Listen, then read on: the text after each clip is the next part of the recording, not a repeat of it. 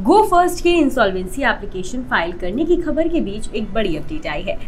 Company के CEO Kaushik खुना ने साफ किया है कि गो फर्स्ट ने बैंकरप्सी के लिए एप्लीकेशन फाइल नहीं किया है। उन्होंने कहा है कि कंपनी ने रेजोल्यूशन प्रोसेस के लिए एप्लीकेशन दिया है। उन्होंने कहा कि कंपनी ने एनसीएलटी में एप्लीकेशन फाइल कर एयरलाइंस के एसेट्स को बचाने के तरीकों को लेकर मदद मांगी है। नमस्कार, आप देख रहे हैं मनी कंट्रोल हिंदी। आइए जानते हैं कि गो फर्स्ट का ये पूरा मामला आखिर है क्या। दरअसल इससे पहले खबर आई थी कि गो फर्स्ट ने इंसॉल्वेंसी के लिए एनसीएलटी में एप्लीकेशन फाइल किया है। इंसॉल्वेंसी एप्लीकेशन के बाद कौशिक खुना ने सीएनबीसी टीवी 18 को दिए गए एक्सक्लूसिव इंटरव्यू में बताया कि प्रैट एंड विटनी ने पिछले 3 सालों से कंपनी को कोई इंजन नहीं दिया है। ये कंपनी गो फर्स्ट की अकेली इंजन सप्लायर है। कौशिक खुना ने कहा, इंजन देने में प्रैट एंड विटनी के नाकाम रहने की वजह से आज हम इस हालत में पहुंचे हैं। बता दें कि गो फर्स्ट पर बैंकों का 6,521 करोड़ रुपए का कर्ज बकाया है। कंपनी को लोन देने वाले बैंकों में central bank of India, bank of Baroda, IDBI bank और एक्सिस बैंक शामिल है। गो फर्स्ट के सीईओ ने कहा कि प्रमोटर्स ने कोलेटरल सिक्योरिटी के रूप में बैंकों को एक जमीन दी है, जिसकी कीमत 3,000 करोड़ रुपए से ज्यादा है।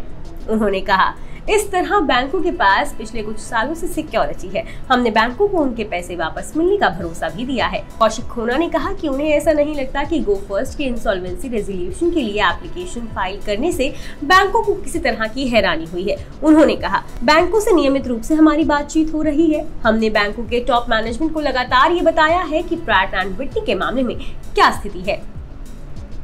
एनसीएलटी को फाइल किए गए एप्लीकेशन में गो फर्स्ट ने कहा कि 28 अप्रैल को उस पर बैंकों का कुल 6,521 करोड़ रुपए का कर्ज बकाया है।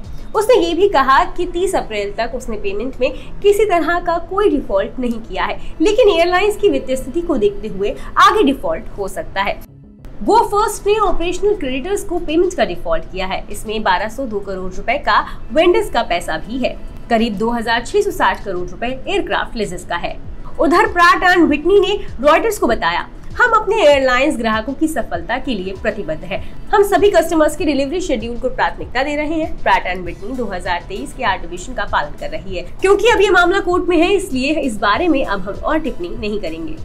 बता दें कि 3 दिन गो फर्स्ट का ऑपरेशन बंद है। ऐसे में दूसरी एयरलाइंस कंपनीज इस मौके को भुनाने के लिए तैयार हो रही हैं। वहीं इंडिगो एयरलाइंस की पेरेंट कंपनी इंटरग्लोब एविएशन के शेयर्स में जबरदस्त उछाल आया है।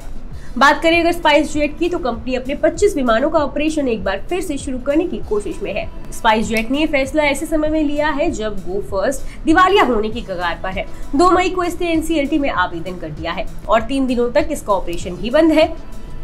ऐसे में समझा जा रहा है कि गो फर्स्ट के हटने से जो जगह खाली हुई है, स्पाइस जेट उसे भरने की कोशिश में है।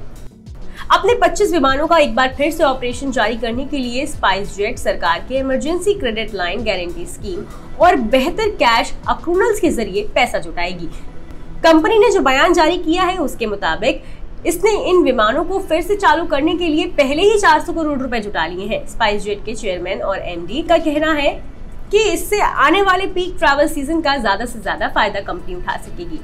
गो फर्स्ट के एनसीएलटी में याचिका दायर करने के बाद बाकी एविएशन कंपनीज के लिए मार्केट शेयर का मौका खुल गया है।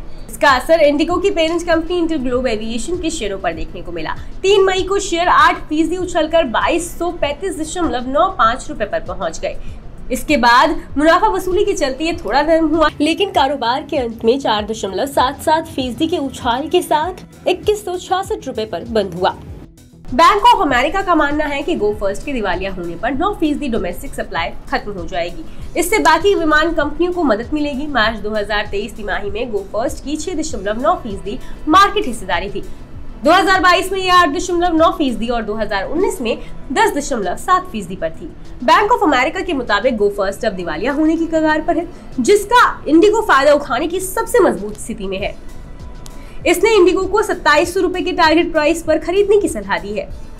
वहीं एक और ब्रोकरेज फर्म जेफरीज के मुताबिक गो फर्स्ट के मार्केट से हटने के बाद अब कंपटीशन कम होगा और इसका फायदा बाकी विमान कंपनियों को हवाई किराए में मिलेगा। ये इंडिगो और स्पाइस जेट के लिए पॉजिटिव है। वहीं CLSA के मुताबिक कैपेसिटी के हिसाब से देखें तो इंडिगो ज्यादा फायदे में है और इसके चलते इसने इंडिगो को 2450 रुपए के टारगेट प्राइस पर आउट परफॉर्म रेटिंग दी है।